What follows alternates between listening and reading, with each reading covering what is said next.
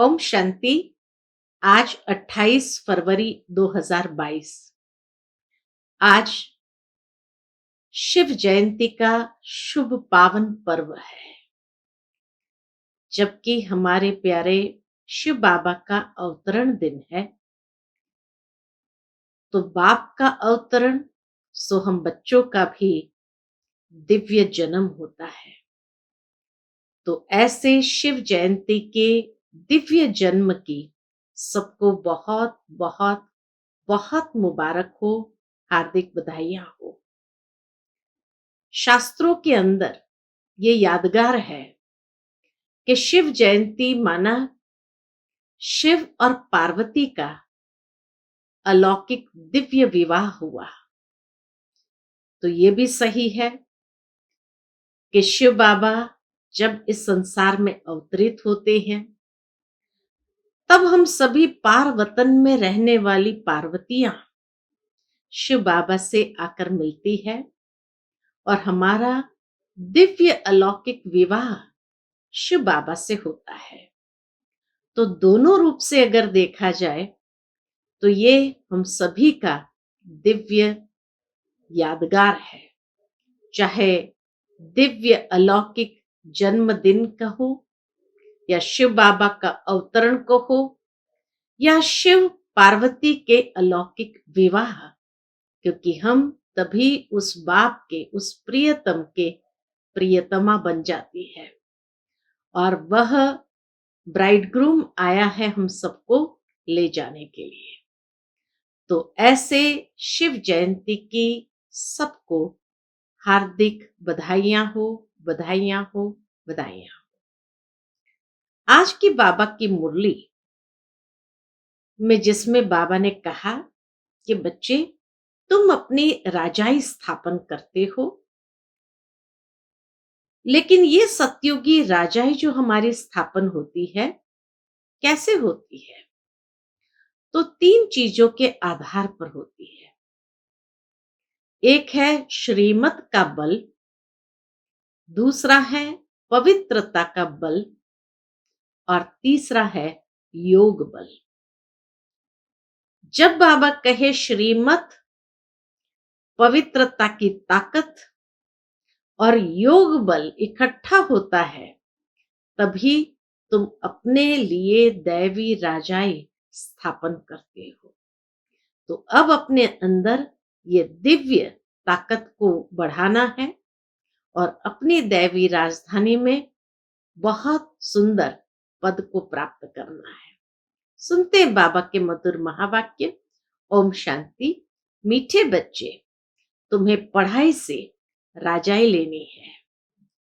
ये पढ़ाई है तुम्हें डबल सिरताज बनाने वाली। तुम अपने लिए अपनी राजाई स्थापन कर रहे हो। तो पढ़ाई में हम बच्चों को श्रीमत मिलती है, पढ़ाई में ही हमें पवित्रता की प्रेरणा प्राप्त होती है और योगी बनने की प्रेरणा प्राप्त होती है।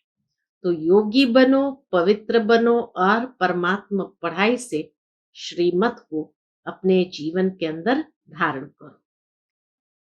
आज की मुरली से प्रश्न है, कौन सा कर्तव्य एक बाप का ही है जिसके लिए मनुष्य पुरुषार्थ तो बहुत करते लेकिन कर नहीं पाते हैं? उत्तर है, पीसलेस वर्ल्ड को पीसफुल बनाना। यह काम केवल एक बाप का है। मनुष्य पुरुषार्थ करते हैं सब मिलकर एक हो जाए, सारे विश्व में पीस हो। एक दो को पीस प्राइज भी देते हैं, परंतु उन्हें पता ही नहीं कि जब दुनिया में राम राज्य था तब पीस थी, अभी रावण राज्य है, यहां पीस हो ही नहीं सकती। इसीलिए ये काम सिर्फ बाप का है। कोई मनुष्य आत्मा कितना भी पुरुषार्थ करे तो भी कर नहीं सकते। ओम शांति। बच्चों के दिल में आया कि पारलौकिक बाप आया है, किस लिए? लेने के लिए। कहां ले जाएगा? शांति धाम। फिर क्या होगा? जिन्होंने अच्छी रीति पढ़ा है वह सुख धाम में आएंगे। वहां आना है वाया मुक्ति धाम से। आत्मा समझती है कि बेहद का बाप सुख देने के लिए आया है। सारा दिन यह याद रह सकती है। ऐसे बाबा कहे, सारा दिन ये याद रह सकती है कि बाबा आया है हम बच्चों को लेने के लिए, और बेहद का बाप सुख देने के लिए ही आया है। जिन्हों को निश्चय नहीं वह यहां आ नहीं सकते। तुम ईश्वरीय औलाद हो। बाबा भी समझते हैं मैं बच्चों के सामने आया हुआ हूं। बरोबर कल्प पहले भी पतित भ्रष्टाचारी दुनिया में आए थे। यहां सब भ्रष्टाचारी है, वहां है सब श्रेष्ठाचारी। यथा राजा रानी तथा प्रजा। यह खेल है ईश्वरीय संप्रदाय और आसुरी संप्रदाय का। मुरली से पहले गीत बजा था, किसने ये सब खेल रचाया। तो बाबा कहे, जब कोई गीत बजता है तो दिल में आना चाहिए। क्या आना चाहिए? कि बाबा ने हमको बहुत ऊंच बनाया है। ऊंचे ते ऊंचा बाप जरूर ऊंच ही बनाएंगे। ऐसे बाप की बहुत महिमा है। कोई भी कुछ करते हैं, बाबा कहे दुनिया में कोई भी कुछ करते हैं तो उनकी महिमा होती है। ये फलाने धंधे में बड़ा अच्छा है, फलाना मनुष्य बहुत बड़ा होशियार है। हर कोई में गुण होते हैं। इस संसार में हर इंसान में एक न एक गुण जरूर होता है। परम पिता परमात्मा की महिमा सबसे भारी है। हर एक मनुष्य मात्र को अपना अपना पार्ट मिला हुआ है। परम पिता परमात्मा को भी बड़े ते बड़ा पार्ट मिला हुआ है। इस ड्रामा में बड़े बड़े मुख्य पार्टधारी कौन है? शास्त्रों में दिखाते हैं कौरव और पांडव दोनों को भाई भाई दिखाते हैं। फिर उस तरफ दिखाते हैं बड़े बड़े भीष्म पितामह, अश्वत्थामा, द्रोणाचार्य आदि आदि। अब यह सब विद्वान पंडितों के नाम हैं। द्रोणाचार्य आचार्य था। बहुत सुंदर बात यहां बाबा ने कही कि ये बड़े बड़े सब विद्वान पंडितों के नाम है। अब विद्वान थोड़े ही युद्ध के मैदान में लड़ाई लड़ेंगे। ये तो समझने की बात है। कोई आचार्य युद्ध के मैदान में थोड़ी जाएगा। तो अब विद्वान थोड़े युद्ध के मैदान में लड़ाई करेंगे। लॉ नहीं है। एक बहुत सुंदर गीता के भगवान को सिद्ध करने की पॉइंट है कि युद्ध के मैदान में तो योद्धा होने चाहिए। आचार्य थोड़ी हो सकते हैं वहां पर, है ना? तो लॉ नहीं है। झूठी काया, झूठी माया, झूठा सब संसार। रावण झूठ और राम सत्य बताते हैं। परम पिता परमात्मा को ही सत्य कहते हैं। God is truth. गॉड है ही एक। बाकी जो रचता और रचना के बारे में समझाते हैं वह सब है झूठ। यह सब ज्ञान की बातें हैं। ज्ञान में सच क्या है, झूठ क्या है, वह बाप आकर समझाते हैं। ज्ञान में बाबा कहे सच क्या है, झूठ क्या है, ये बाप आकर समझाते हैं। भारत का गीता ज्ञान तो प्राय लोप हो गया है। बाकी आटे में नमक मिसल कुछ निशानियां हैं। बाप कहते हैं मैं आकर बच्चों को वेदों शास्त्रों का सार समझाता हूं। गीता है मुख्य, जिसमें ही भगवान वाच है। बाप कहते हैं तुमने श्री कृष्ण भगवान का नाम लिख दिया है, परंतु बाप आकर समझाते हैं जिसको तुम भगवान कहते हो, वह सतयुग का फर्स्ट प्रिंस है। वह पहले पहले मेरे से विदाई ले मुक्ति धाम से आया था। वो आत्मा सबसे पहले शिव बाबा से विदाई ले मुक्ति धाम से सतयुग में आया था, सतयुग का प्रिंस बनने। अच्छा, श्री कृष्ण की इतनी महिमा है, उनका बाप भी तो होगा ना। जैसा बाप वैसा बच्चा। श्री कृष्ण के बाप की महिमा कहाँ गई? उसने किससे वर्षा लिया? श्री कृष्ण है सतयुग के आदि का। स्वयंवर बाद लक्ष्मी नारायण बने हैं। कितने धनवान थे, इतना धन उन्हों के पास कहां से आया? इस समय तो कुछ भी नहीं है। क्या हुआ? इतने पदार्थ कहां से और कैसे मिले? किसने दिए? बाबा कहे, किसने दिया? तुम बच्चे जानते हो कि बेहद के बाप ने पढ़ाया। इस पढ़ाई से बरोबर तुम सतयुग के राजा बनने वाले हो। वह जो अल्पकाल के लिए विकारी राजाएं बनते हैं, वह कोई नॉलेज से नहीं बनते हैं। जो बहुत दान पुण्य करते हैं, वह जाकर शाहूकार घर में जन्म लेते हैं। यहां तुम पढ़ाई से राजा महाराजा बनते हो, सो भी डबल सिरताज। तो कहते हैं सब कुछ करके अपने आप छिपाया। गीत में आता है, सब कुछ करके अपने आप छिपाया। तुम जो बच्चे हो, जानते हो बाप ने राज्य दिया था, बड़े सुखी थे। देवताओं का पूजन कितना अच्छा होता है। पूजन देखना हो तो श्रीनाथ द्वारे जाओ। देवताओं के जड़ चित्रों पर इतना माल चढ़ाते हैं, तो खुद जब मालिक होंगे तो क्या नहीं खान पान होगा। नई दुनिया है ना। नई खेती माल अच्छा देती है, पुरानी होने से ताकत कम हो जाती है। तुम बच्चों ने साक्षात्कार किया है। बाप समझाते हैं, ऐसे था ना। फिर क्या हुआ? तुम्हारे ऊपर 5 विकारों रूपी माया आकर चटकी। तुम्हारे ऊपर 5 विकारों रूपी माया आकर चटकी और तुम कांटे बनते जा गए। बाबा कहे, तुम कांटे बनते गए। बबुल का झाड़ होता है ना, उसमें कांटे बहुत होते हैं। उसको कहा जाता है कांटों का जंगल। इस समय एक एक मनुष्य कांटा है। काम कटारी चलाते रहते हैं। माया के चटकने से रावण राज्य हो गया है। तुम हो गुप्त वेश में, किसको भी पता नहीं। तुम बच्चे अभी कल्प पहले मुआफिक श्रीमत पर चल रहे हो।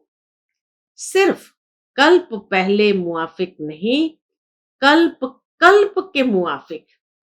खाली एक कल्प के मुआफिक नहीं, बाबा करेक्ट करते हैं, कल्प कल्प के मुआफिक।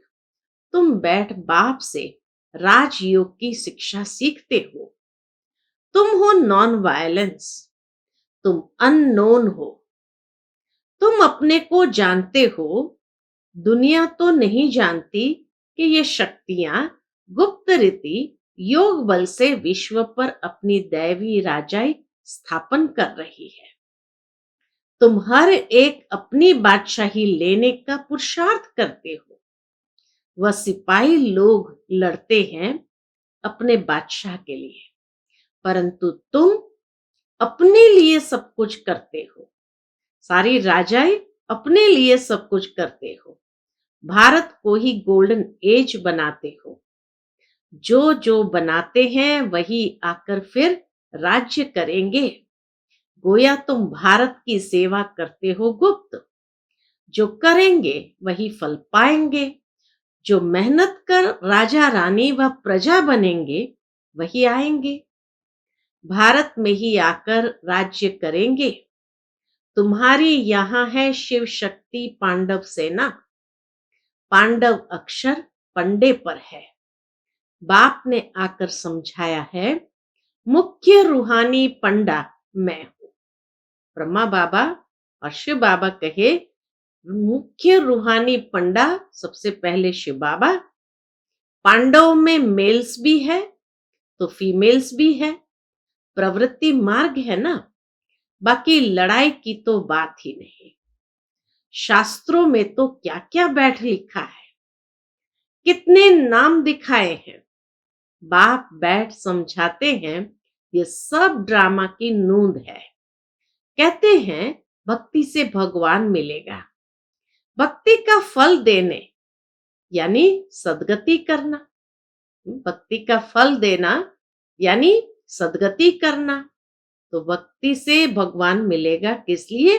भक्ति का फल देने। और भक्ति का फल देना यानी सदगति करना। फिर सतयुग में भक्ति आदि होती नहीं। सन्यास धर्म को तो बहुत थोड़ा टाइम हुआ है, स्वर्ग में यह आ न सके। अभी तुम जानते हो कि स्वर्ग में किसका राज्य था, कौन सा धर्म था। बाप आकर देवी देवता धर्म स्थापन करते हैं तो फिर और धर्म का विनाश होता है। तुम ईश्वरीय संप्रदाय के हो, वह है आसुरी संप्रदाय। यह है ही पतित दुनिया।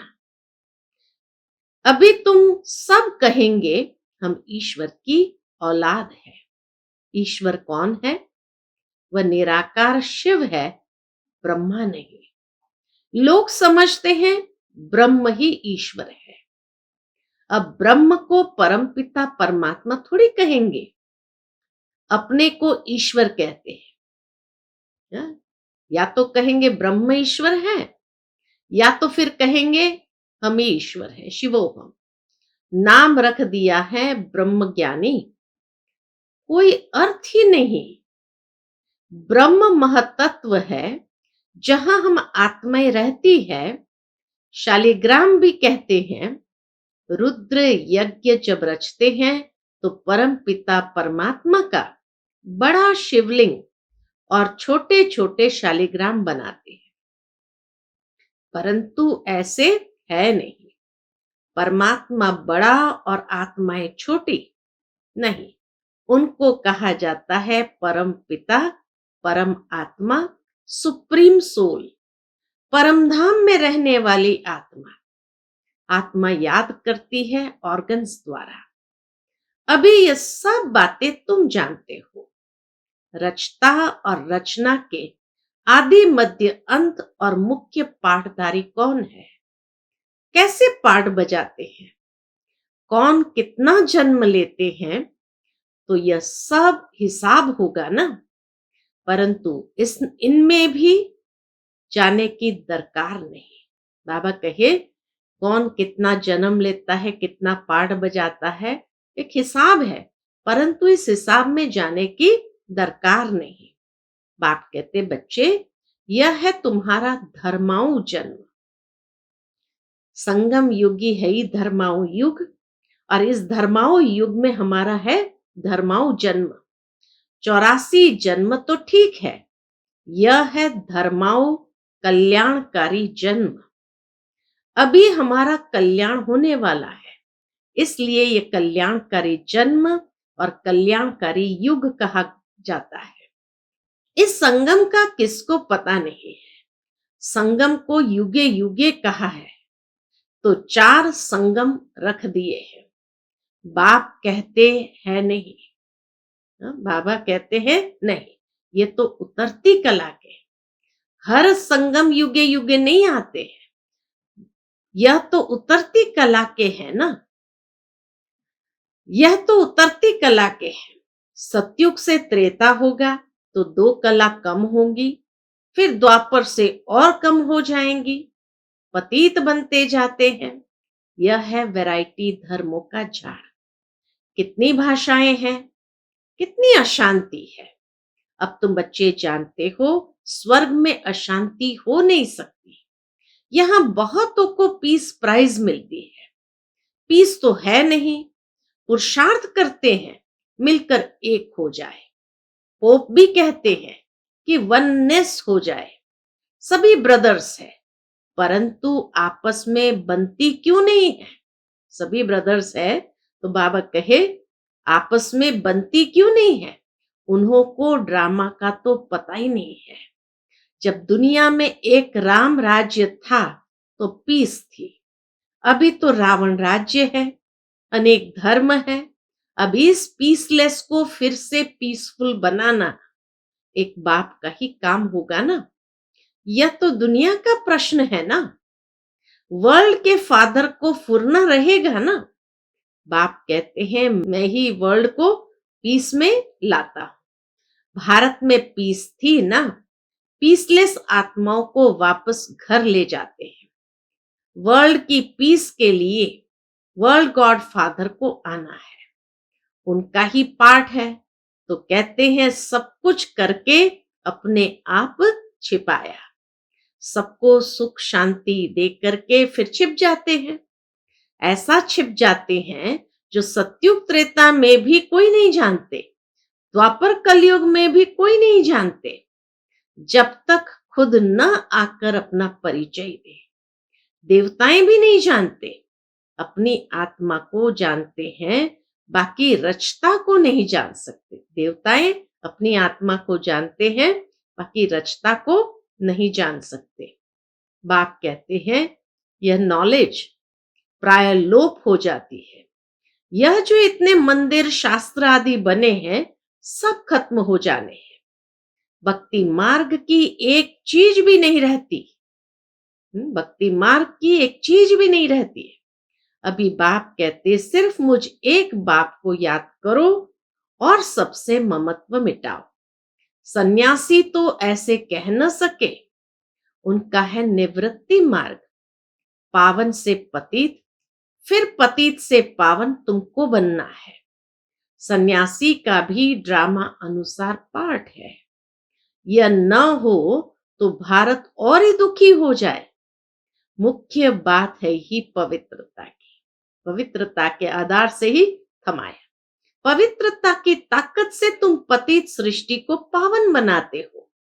बाप की श्रीमत से हम आत्माएं बाबा के साथ जाने वाली है। पवित्र बनते बनते हम पहुंच जाएंगे। यह यात्रा बहुत वंडरफुल है। हे रात के राही थक मत जाना। बाबा कहते हे रात के राही थक मत जाना। सतयुग को दिन कहा जाता है। पहले तुम स्वीट होम जाकर फिर दिन में आएंगे। तुम हो रूहानी यात्रा के ब्राह्मण। कितना समझने की बातें हैं। जितना बाप को याद करेंगे पद भी उतना ऊंच पाएंगे। कमाई बहुत है, नहीं करेंगे तो भस्मीभूत हो जाएंगे। कुछ तो मेहनत करनी चाहिए ना। लौकिक बाप को उठते बैठते चलते फिरते याद करते हो ना। पारलौकिक बाप को क्यों भूल जाते हो? लज्जा नहीं आती है? लौकिक बाप को कभी भूलते हो क्या? पारलौकिक बाप जिससे स्वर्ग का वर्षा मिलता है उनको भूल जाते हो तो वर्षा भी भूल जाएगा, फिर क्या पद पाएंगे? युक्ति से बतलाते रहते हैं, बस बाबा आया कि आया, हमको अब यह शरीर भी नहीं चाहिए। बड़ी मीठी नॉलेज है, देने वाला भी बड़ा मीठा है। आधा कल्प दुख में याद करते आए हो, बाबा हमको सभी दुखों से छुड़ाओ। अब तुमको सभी दुखों से छुड़ाते हैं। अगर हमारी मत पर चलेंगे तो, बाबा कहे अगर हमारी मत पर चलेंगे तो सभी दुखों से छूट जाएंगे। मैं तुम्हारा बाप हूं ना, फिर क्यों कहते हो कि बाबा हम भूल जाते हैं? तुम बच्चे हो ना, शांति धाम सुख धाम जाएंगे ना। मुझ बाप को याद नहीं कर सकते हो? मैं तुम्हें डबल सिरताज बनाऊंगा। बच्चे कहते हैं हाँ बाबा याद करेंगे, फिर कहते हो भूल गया। ये कितनी सुंदर डायलॉग है बाप और बच्चों की। वंडर है ना, इतना स्वर्ग का वर्षा मिलता है, तुम भूल जाते हो। अच्छा, मीठे मीठे सिकिलदे बच्चों प्रति माता पिता बाप दादा का याद प्यार और गुड मॉर्निंग। रूहानी बाप की रूहानी बच्चों को नमस्ते। हम सब रूहानी बच्चों की रूहानी माता पिता बाप दादा को याद प्यार गुड मॉर्निंग और नमस्ते। नमस्ते। शुक्रिया बाबा, शुक्रिया। आज की मुरली से धारणा के लिए मुख्य सार है। पहली पॉइंट, बाप की श्रीमत और पवित्रता की ताकत से इस पतित सृष्टि को पावन बनाने की सेवा करनी है, अपने लिए अपना राज्य स्थापन करना है। दूसरी पॉइंट, पारलौकिक बाप जो मीठे ते मीठा है, जिससे स्वर्ग का वर्षा मिलता है, उसे निरंतर याद करना है, योग बल से अपनी राजाई लेनी है। आज का बाप दादा का मधुर वरदान हम बच्चों के प्रति है, हर बोल द्वारा जमा का खाता बढ़ाने वाले आत्मिक भाव और शुभ भावना संपन्न भव। हर बोल द्वारा जमा का खाता बढ़ाने वाले आत्मिक भाव और शुभ भावना संपन्न भव। बोल से भाव और भावना दोनों अनुभव होती है। बोल से भाव और भावना दोनों अनुभव होती है। अगर हर बोल में शुभ व श्रेष्ठ भावना आत्मिक भाव है, तो उस बोल से जमा का खाता बढ़ता है।